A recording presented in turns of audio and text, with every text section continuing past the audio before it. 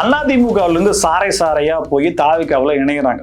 இதெல்லாம் இப்படியே போனால் சரிப்பட்டு வரான்னு சொல்லி வாரத்தில் சனிக்கிழமை ஒரு நாளை ஒதுக்கி அதில் தாவிகாவில் சேரக்கூடியவங்களுடைய பேரை சொல்லி ஒரு பிரேக்கிங் நியூஸ் ஆஃப் டே அப்படின்ற மாதிரி வச்சிருந்தாங்க.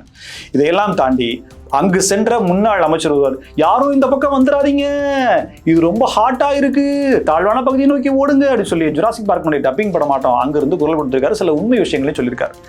எஸ்பி வேலுமணி கோவை மண்ணின் மைந்தரை தங்களுடைய கண்ட்ரோல்ல கொண்டு வரதுக்காக ஒரு புதிய பிரம்மாஸ்திரத்தை தாவேக அரசு எடுத்திருக்கு. லண்டன்ல இருந்து திமுகவினுடைய தலைவர் மு.க.ஸ்டாலின் அவர்கள் ஒரு காணொலி காட்சியை ஏற்பாடு பண்ணியிருக்காரு. அதுல ஐயுஎம்எல் நாடாளுமன்ற உறுப்பினர் கலந்து கொண்டிருக்காரு. ஐயுஎம்எல் இப்ப யாரோட கூட்டணியில இருக்கு? சவுக்கு சங்கர் மீது கோர்ட்ல போய் பிராது கொடுத்திருக்காரு IPS அருண். இவர் மேல அவரு கொடுப்பாருன்னு பார்த்தா அவர் மேல இவர் கொடுத்திருக்காரு. அந்த வழக்கு நீதிமன்றம் என்ன பண்ணுச்சு அப்படிங்கிறத தாண்டி உமித் போர்ட்டலை உயிர்ப்பிப்பதற்கான முயற்சிகளை தமிழ்நாடு அரசு மேற்கொள்ளுமா, அதற்கு தடையாக இருப்பது உண்மையிலேயே என்ன, யார் காரணம் அப்படின்ற பல விஷயங்களை பத்தி இந்த காணொளியில பார்க்கலாம். வணக்கம், நான் ராமகிருஷ்ணன், இது ஸ்பெக்ட்ரம் தமிழ்.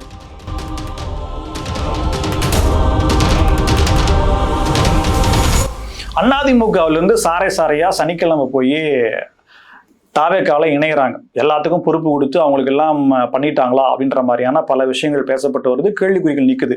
இதுக்கு முன்னாடி விஷயத்த பேசுறதுக்கு முன்னாடி என்னன்னா, அதிமுகவுடைய தொழிற்சங்கத்தில் இருந்த கமலக்கண்ணன் அவர் போயிட்டு தாவேகாவில் இணைஞ்சார். இப்ப அவரு தொழிற்சங்கம் ஆரம்பிச்சுட்டாரா அப்படின்ற கேள்வி வந்து கொண்டிருக்கிற நிலையில தாவேகாவில் தொழிற்சங்கம் ஆரம்பிப்பதற்காக தன்னோடு ரசிகர் மன்றத்தில் பல நாட்களாக பயணித்த ஒருவரை டிக் அடிச்சிருக்கார் முதலமைச்சர் சி ஜோசப் விஜய்.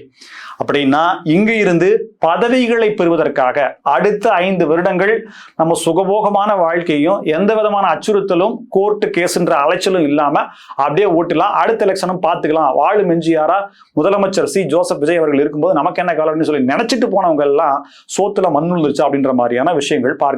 இதற்கு உண்மைதான் அப்படின்ற மாதிரியான உண்மையை வெளிக்கொண்டு வரும் விதமா முன்னாள் அமைச்சர் கடம்பூர் ராஜு ஒரு பதிவை போட்டிருக்கார். 2017 என்ன நடந்துச்சு மெர்சல் திரைப்படம் வெளியாவதற்கு முன் அப்படிங்கிறது இந்த நேரத்தில் சொல்லணும். அந்த திரைப்படத்துல GST சம்பந்தமான காட்சிகள் ஒண்ணு வருது. ஸோ அதை நீக்க சொல்லியோ அதுக்கு எதிர்ப்பு தெரிவித்தோ பெரிய பிரச்சனை வருது, படம் ரிலீஸ் ஆகல. அது சம்பந்தமாக தமிழக செய்தி மற்றும் ஒலிபரப்புத்துறை அமைச்சர் அப்போதைய அமைச்சர் கடம்பூர் ராஜு போய் இப்போ இருக்கக்கூடிய முதலமைச்சர் சி ஜோசப் விஜய் அவர்கள் நடிகராக போய் சந்திக்கிறார். அந்த போட்டோ இருக்குதுன்னா போட சொல்றேன் பாருங்க. கடம்பூர் ராஜு எப்படி உட்கார்ந்துருக்காரு, விஜய் அவர்கள் எப்படி உட்கார்ந்துருக்காங்க அப்படின்றது பாருங்க. அப்படியே சீன் மாறுது. 2026 சி ஜோசப் விஜய் அவர்கள் முதலமைச்சரா மாறிடுறாரு. அவருடைய தாவேக கட்சியில முன்னாள் அமைச்சர் கடம்பூர் ராஜு போய் சேர்றாரு. அந்த இணைப்பு விழாவில் கூட முதலமைச்சர் நேர்ல கலந்துக்கல. சோ இப்ப அங்க போன அவரு பல பேர் தங்களோட தொடர்புல இருக்காங்க. அதிமுக இருக்கிற பல பேர் கடம்பூர் ராஜு மேல தொடர்புல இருக்காங்க.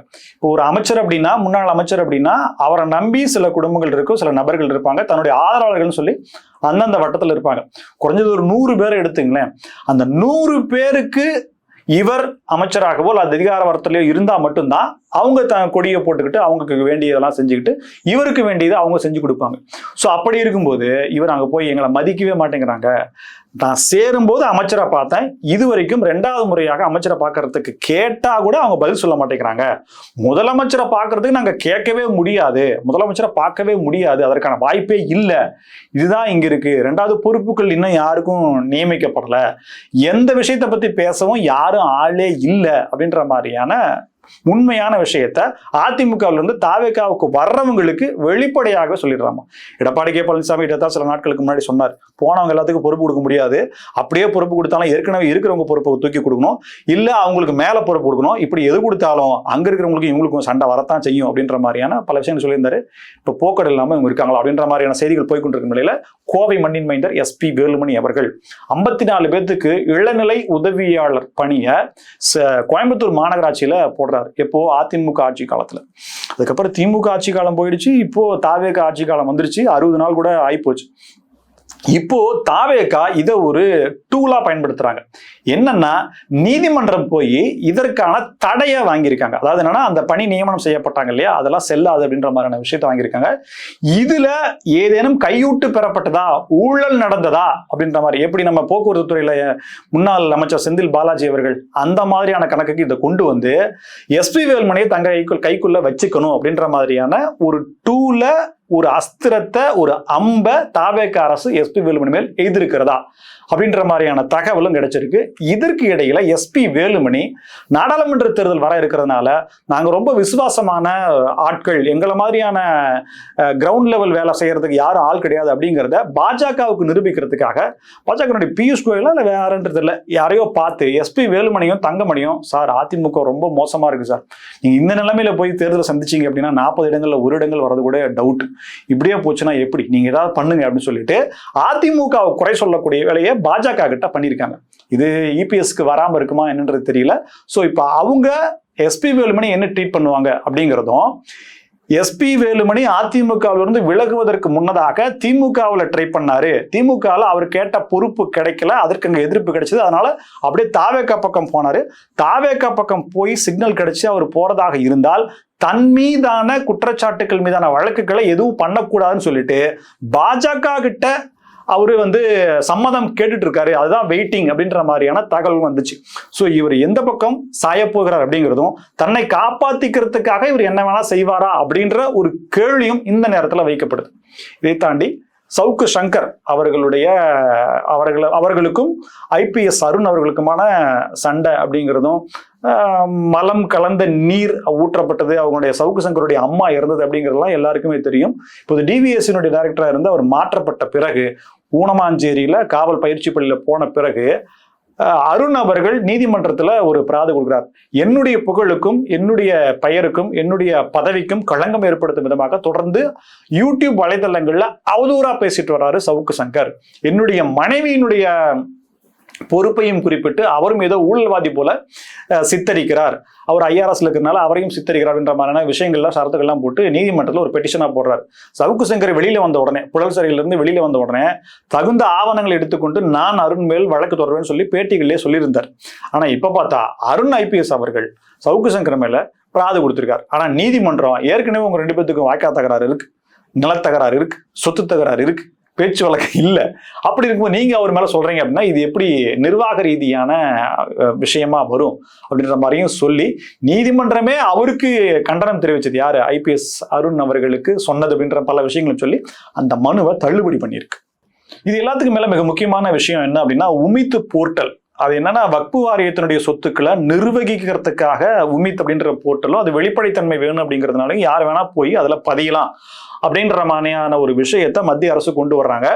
இதுல சாதக பாதகம் அப்படிங்கிறதுக்குள்ள நான் போகல. இந்த உமித் போர்ட்டல் செயல்படணும் அப்படின்னா இதுல இருக்கக்கூடிய அந்த கமிட்டியினுடைய மெம்பரா இஸ்லாமியர் அல்லாதவர் ஒருவர் இருக்கணும் அப்படிங்கிறது அதுல ஒரு கண்டிஷனா இருந்துச்சு. இப்ப தமிழ்நாட்டில் அது செயல்பாட்டுக்கே வரல. ஏன் அப்படின்னா அந்த உமித் போர்ட்டல் செயல்பாட்டுக்கு வர்றதுக்கு இஸ்லாமியர் அல்லாதவர் ஒருத்தர் நியமிக்கவே இல்லை. இதனால இது செயல்படாம இருக்குன்னு சொல்லிட்டு இஸ்லாமியர்களே வழக்கு தொடர்வதற்காக கோர்ட்டுக்கு போறோம் அப்படின்ற முடிவு எடுக்கிறாங்க.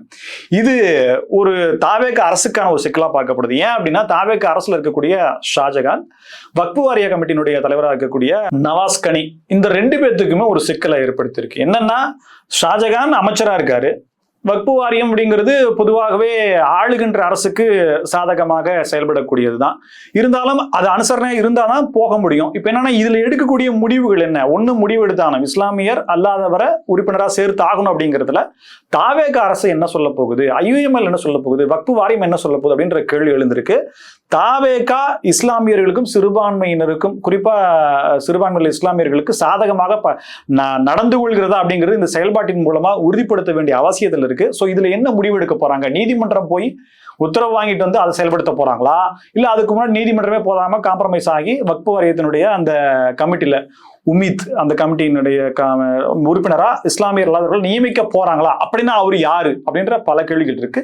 இதுக்கு தாவேக என்ன பதில் சொல்ல போகுது பொறுத்து தான் பார்க்கணும். முன்னாள் முதலமைச்சர் மு.க. ஸ்டாலின் சில நாட்களுக்கு முன்னாடி பட்டமளிப்பு விழா, தன்னுடைய பேரனுடைய பட்டமளிப்பு விழாவில் கலந்துக்கிறதுக்காகவும் அதை கண்குளிர பார்க்கணுங்கிறதுக்காகவும் அங்கே போயிருந்தார் இல்லையா.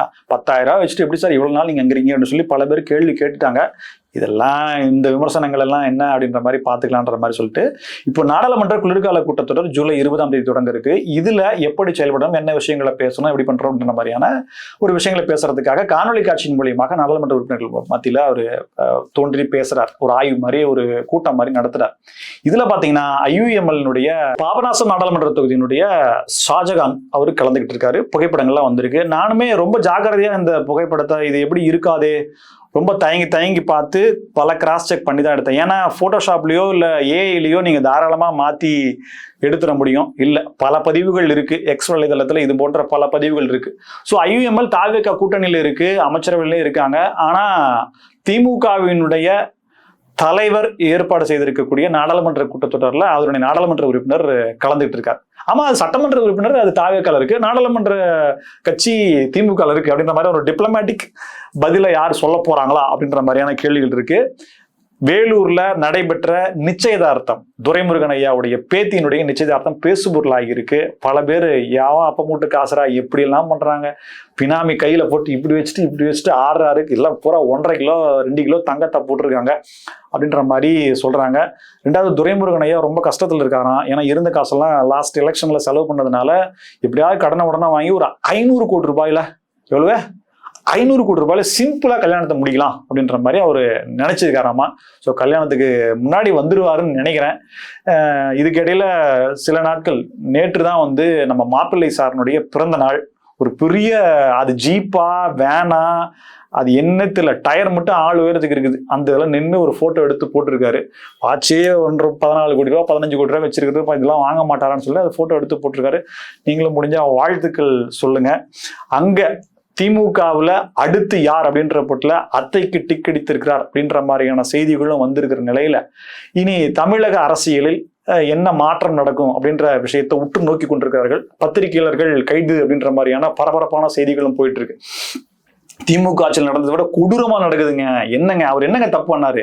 எம்எல்ஏல விலைக்கு வாங்குறதுக்காக ஏதோ பாவம் பேசினாரு, தகவல்களை சொன்னார். பத்திரிகையாளர்ன்ற முறையில அவர் இவருக்கு தகவல் சொல்லியிருக்காரு. அதுக்கு போய் அவர் நீங்க வந்து இவ்வளவு கொடுமையா விசாரணை செய்யறதும், 12 மணிக்கு கூப்பிடுறதும், அவருடைய மொபைலை வாங்கி சீஸ் பண்ணி வைக்கிறதும், இல்லை நீங்க இந்த மாதிரி மனித மலத்தை கலந்து அவங்க வீட்டுல தெளிச்சு விடலாம், இல்லைன்னா குண்டாஸ் போடலாம், இல்ல இந்த மாதிரியான வேலைகளை செய்யலாம். அதை விட்டுட்டு நீங்க அதை விட கொடூரமான இந்த மாதிரியான விஷயங்களை செஞ்சீங்க அப்படின்னா இது பத்திரிகை திறமதற்கு 4ஆம் தூணுக்கு துரோகம் அல்லவா, இதெல்லாம் தப்புங்க நீங்க அப்படின்ற மாதிரியான நல்ல உண்மையான பத்திரிகையாளருடைய குரல்கள் வெளிவந்து கொண்டிருக்கு.